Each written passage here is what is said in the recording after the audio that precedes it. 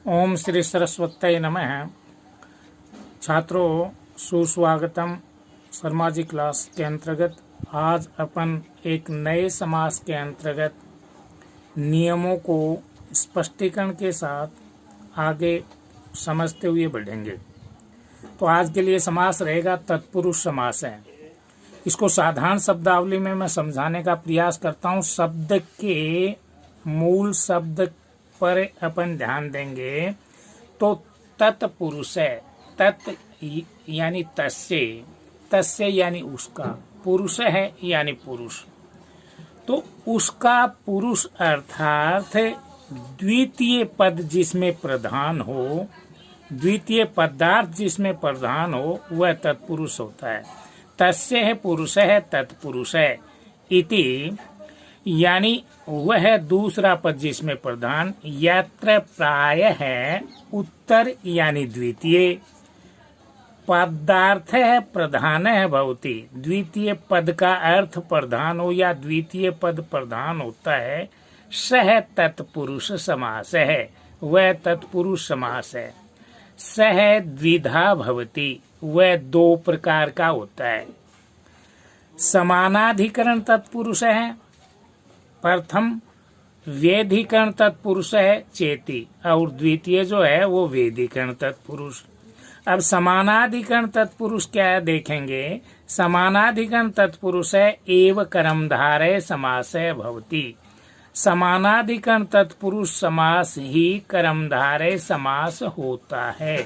सम्मान धन अधिकरण, जिसका सम्मान आधार हो। यत्र द्वयो अपि शब्दों एकम एव अधिकरणम, अर्थात जहाँ पर दोनों शब्दों का एक ही आधार होता है।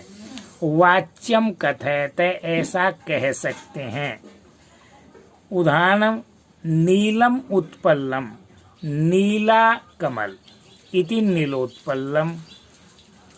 कर्मधारय से भेद है द्विगु भवति, और कर्मधारय का भेद ही द्विगु समास होता है। यानी कर्मधारय कर्म को धारण करने वाला, जिसमें विशेषण विशेष्य हो। द्विगु, द्विगु का अर्थ समझेंगे द्वि दो, गु गाय, अर्थात जिसमें पहला पद द्वि है जो संख्यावाचक है। तो पहला पद जिसमें संख्यावाचक हो, गु दूसरा पद गाय अर्थात संज्ञा हो, वैसा द्विगु होता है। वेधिकरण तत्पुरुष समास है षडधा भवति। वेधिकरण तत्पुरुष समास यानी तत्पुरुष जो समास है वो प्राय 6 प्रकार का होता है। 6 प्रकार से स्पष्ट भाव ये रहेगा, द्वितीय विभक्ति से सप्तमी विभक्ति तक का जो है वो सामासिक विग्रह रहेगा। अर्थात यहाँ प्राय उत्तर पद का अर्थ प्रधान होता है। उत्तर पद को कहें या बाद का पद कहो अथवा द्वितीय पद कहो, बात एक ही है। वह तत्पुरुष समास है। प्रथम दृष्टि से 2 प्रकार का होता है, देखेंगे, समानाधिकरण तथा वेधिकरण। समानाधिकरण से तात्पर्य मैं पुनः बता दूं, कर्मधारय और कर्मधारय से द्विगु बनता है। जबकि वेधिकरण तत्पुरुष जो है वो अपने आप को तत्पुरुष मूल से जाने जाते हैं। समानाधिकरण तत्पुरुष ही कर्मधारय समास होता है। यहाँ दोनों शब्द एक ही अधिकरण अर्थात वाच्य कहे जाते हैं, बोले जाते हैं। जैसे नीलम उत्पल्लम, नीलोत्पल्लम, नीला कमल। कर्मधारय का भेद द्विगु होता है। कर्मधारय का भेद द्विगु होता है। इसका आगे वर्णन किया जाए। वेधिकरण तत्पुरुष समास 6 प्रकार का होता है जो अपन ने स्पष्ट किया, जिसका पहला भेद है द्वितीय तत्पुरुष।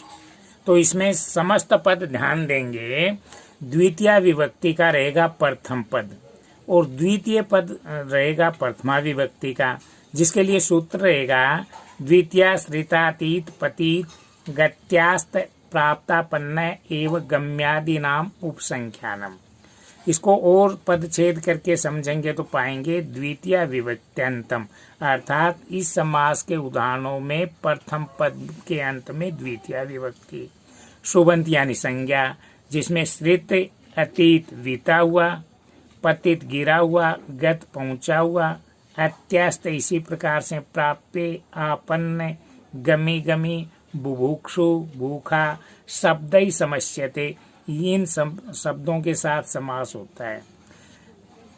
संक्षेप में समझेंगे तो अपन पाएंगे द्वितीयांत का श्रितादि यानी उपयुक्त सभी शब्द जो हैं वो प्राकृतिक सुबंत समर्थ के साथ विकल्प से समास करते हैं और वह समास तत्पुरुष संज्ञक होता है जिसमें प्रथम पद में द्वितीय विभक्ति और द्वितीय पद में प्रथमा विभक्ति होती है। इनके उदाहरण देखेंगे और समझेंगे। जैसे समस्त पद रहेगा, लौकिक विग्रह, अलौकिक विग्रह और उनका हिंदी अर्थ। पहला उदाहरण देखेंगे कृष्ण श्रित है, तो यहाँ पर कृष्णम धन श्रित है, तो यहाँ पर क्या हो जाएगा, कृष्ण क्या है, कृष्ण में कौन सा प्रत्यय, विभक्ति रूपी अम, श्रित धन सु, तो कृष्ण को प्राप्त। शाला प्राप्त है, तो शाला प्राप्त है समस्त पद हो गया विभक्ति रहित करके, और शालाम प्राप्त है लौकिक विग्रह हो गया। अलौकिक विग्रह में देखेंगे तो शाला मूल संज्ञा है, अम द्वितीय का प्रत्यय है और प्राप्त में सु प्रथमा विभक्ति है, तो हिंदी अर्थ होगा शाला को प्राप्त अर्थात शाला में पहुंचा। अगला है दुखातीत है, दुखम धन अतीत है। दुखम में मूल संज्ञा शब्द जो है वो दुख है, अम द्वितीय विभक्ति का प्रत्यय शब्द रूपी। अतीत में सुविभक्ति अर्थात प्रथमा विभक्ति है, तो दुख धन अम अतीत धन सु, दुख को प्राप्त, यानी दुख से प्राप्त का भाव सही नहीं है, दुख से जो बाहर निकल गया ऐसा अर्थ समझेंगे। संशयापन्न, संशयम धन आपन्न, तो यहाँ पर लौकिक विग्रह के बाद अलौकिक विग्रह देखेंगे तो संशय मूल संज्ञा है, अम विभक्ति रूपी प्रत्यय जो द्वितीय का है, आपन्न मूल शब्द वो सहायक अव्यय रूपी शब्द हो गया और तत्पुरुष रूपी, और सु जो है वो विभक्ति है संशय को प्राप्त। इसी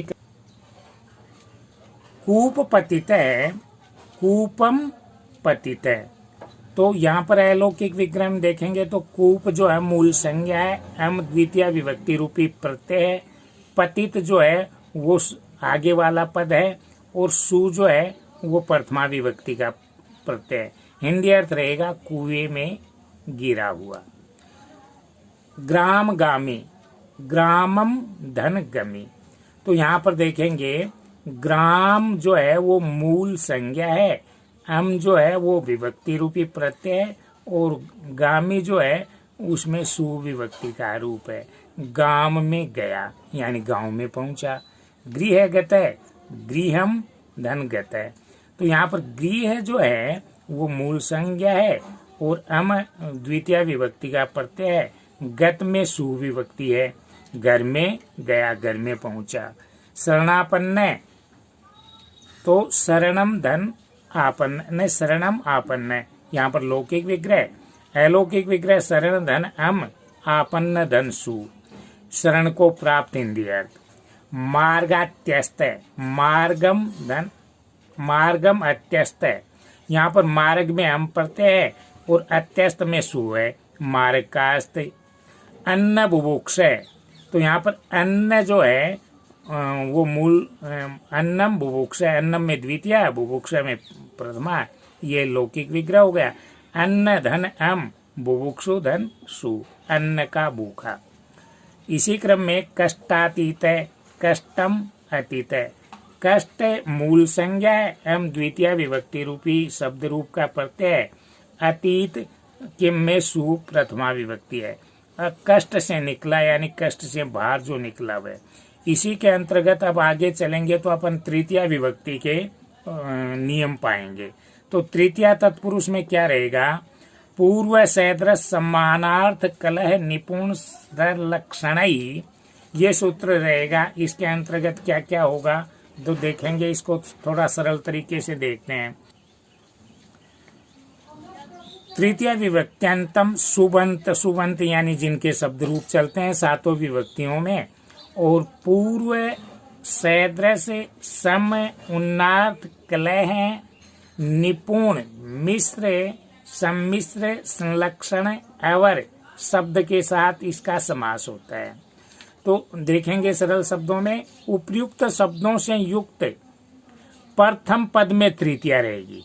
इसका अपन सामासिक विग्रह करेंगे तो पहले पद में तृतीया विभक्ति आएगी ही आएगी, और द्वितीय पद में प्रथमा विभक्ति का प्रयोग होगा। उदाहरण देखेंगे और समझेंगे। मास पूर्व है तो मासेन पूर्व है। तो यहाँ पर देखेंगे माँ अलौकिक विग्रह में मास मूल संज्ञा है, जिसमें विभक्ति रूपी टा प्रत्यय यानी तृतीया विभक्ति एक वचन है, और पूर्व जो है वो उसके साथ सुप्रथमा विभक्ति है। मास से पूर्व यानी महीने से पहले। इसी प्रकार से आचार निपुण है, आचारेण निपुण है। तो यहाँ पर आचरण जो है वो मूल शब्द है, ता तृतीया का एक वचन रूपी प्रत्यय है, और निपुण में सुप्रथमा का एक वचन है। तो यहाँ आचरण धन ता निपुण धन सु।